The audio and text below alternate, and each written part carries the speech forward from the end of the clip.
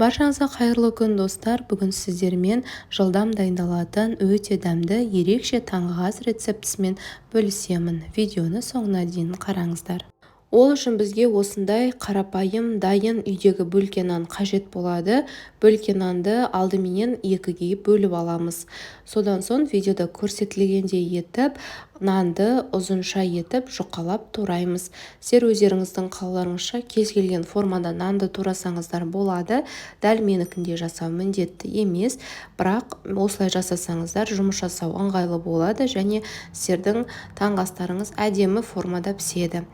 Міне осытып турап алғаннан кейін нанымызды шетке қарай алып қоямыз. Енді бізге осындай ыңғайлы таза құрғақ ыдыс қажет. Оған қазір жұмыртқаны жарып саламыз.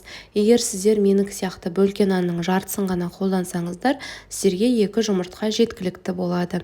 Жұмыртқаны жарып алғаннан кейін оған дәміне қарай тұзын салып, 2 немесе 3 қасық сүтті құямыз. Барлығын жақсылап шанышқымен шайқап араластырып аламыз. Табаға сұйық майды құйып, оны қыздырып аламыз.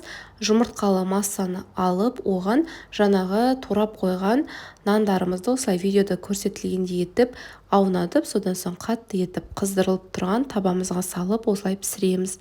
Барлық нанды табамызға сиятындай етіп, осылай жұмыртқаға аунатып, содан соң қуырып пісіреміз.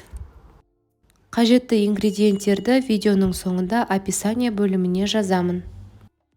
Алдымен бірінші жағынан шамамен 2-3 минуттай пісіріп, дайын болып қалған уақытта екінші жағына қарай аударып, 1-2 минуттай пісіреміз. Осылайша біздің гренкеларымыз өте тез әрі жылдам дайын болады. Дәл осылай барлық нанымыз және жұмыртқалы массамыз біткенге дейін қайталап жасап шығамыз. Егер сіздер бөлке нанның барлығынан гренки жасағыларыңыз келсе, онда 5 жұмыртқа және 50 грамм сүтті пайдаланасыздар.